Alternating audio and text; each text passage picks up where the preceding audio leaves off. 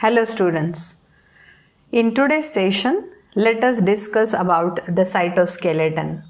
In previous session under the cell unit of life, we have discussed about prokaryotic cell, eukaryotic cell, followed by the structure of cell wall, cell membrane, then cell organelles, which includes endomembranous system, comprises endoplasmic reticulum, Golgi complex, lysosomes, vacuole, then powerhouse mitochondria, the type of plastids, and the site for photosynthesis is chloroplast, and continuing with the cytoskeleton.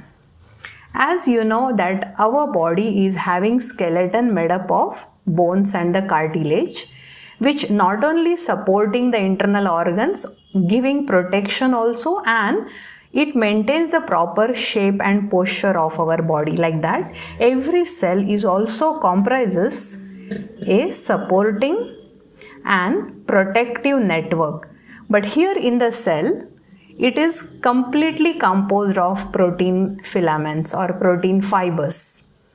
Going in detail, there are mainly three types of proteins providing the shape, size and rigidity to the cell, also helps in movement of the cell. It will prevent collapsing of the cell during functioning. Now these protein fibers are of three types: tubulin, keratin, actin and myosin. Now what exactly the difference is? Microtubules, if you see, they are with the wider diameter. Keratin fibers are smaller than microtubules but larger than actin and myosin. As the name comprises, microfilaments are very minute and cylindrical short fibers. So, based on the structure and the type of protein present, microtubules comprises tubulin. Keratin fibers are usually found in protective structures and microfilaments are usually contractile in nature. They are composed of actin and myosin.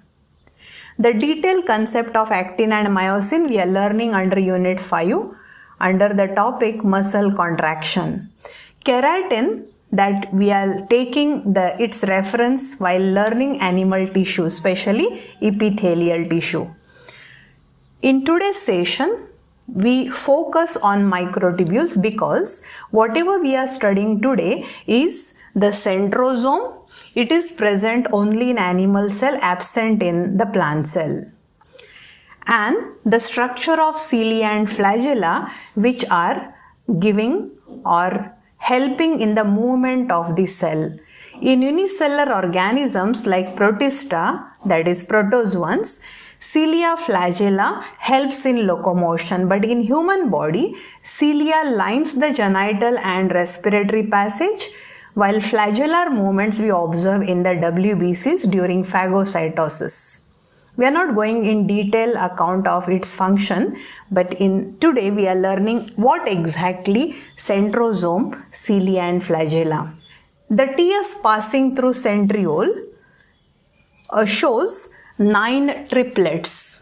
They are around the central axis, which maintains the contractile nature of the centrioles and extensibility of the centrioles as a spindle fiber at the time of chromosomal movements.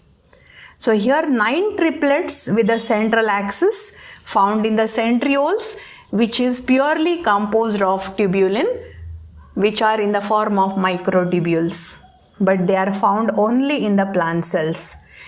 In the animal cell. In plant cells, spindle fibers are found, but they are not arising from the centrioles.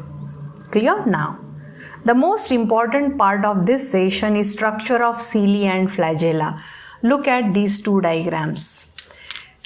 Cell membrane, is the outermost membrane of the plant and animal cell. So when we consider this cell membrane, below cell membrane there is a basal granule, and from this basal granule there is a hook arises, and from this hook the protein filament is extended. If it is elongated, we call it as flagella. When it is shorter, we call it as cilia. Main differences between cilia and flagella: cilia are numerous outgrowths, flagella are limited in number. Cilia are tubular but shorter in length. Flagella is whip-like but slightly wider in its diameter. Both are arising from the basal granule. Cilia will beat in a typical direction and create the movement in the surrounding fluid and helps in propulsion of the cell, while flagella is longer than the cilia. It will not create any movement in the surrounding fluid, rather it will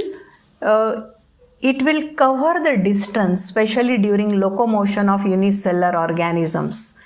So two differences you need to remember between cilia and flagella, but basically the tears passing through cilia and flagella appear like this. Okay, this structure is very, very important.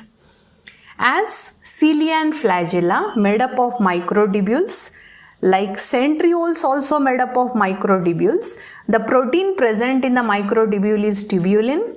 Each tubulin filament is known as protofilaments. Like that, several protofilaments, especially 13 protofilaments, come together and it forms a structure which is spherical in shape. Okay, like this, there are two. One is complete and one is half, overlapping on the other. Like this, one complete ring, one incomplete ring, overlapping on the other. Like that, if you count these doublets, these are bundles of protofilaments made up of tubulin, and these 9 doublets which are connected to central hub. And inside this hub you can see the central axis, and in this central axis we can see a singlets. These are doublets, now we call them as singlets. It is a tubular portion composed of minimum 13 microtubules.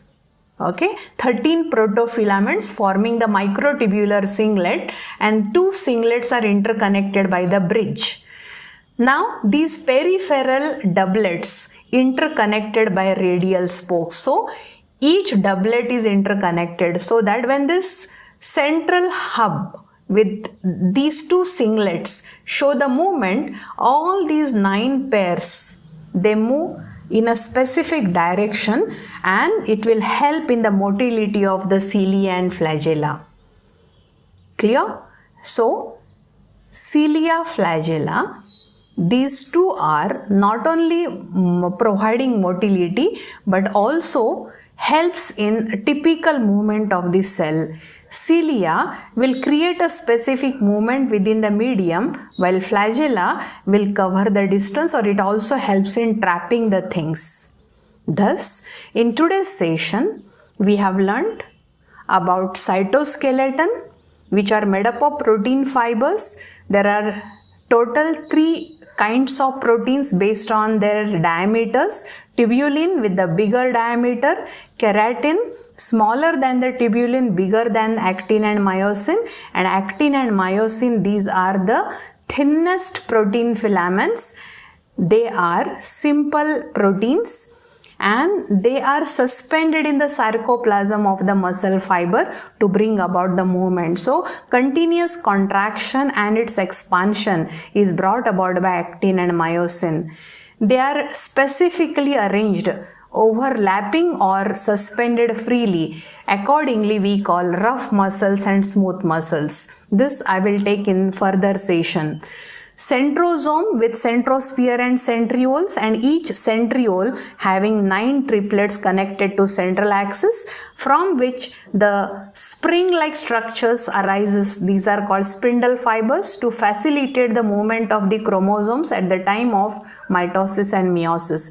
While cilia and flagella, these are extensions from the cell membrane from its basal granule, and these cilia and flagella in TS can show 9 doublets, 2 central singlets interconnected by the bridge. Hope it is clear. So structure of cilia flagella is important, difference between cilia flagella is also important, and the reference of centrosome you need to take in while dealing with cell reproduction, that is mitosis and meiosis. With this, I'll conclude today's session. Thank you very much.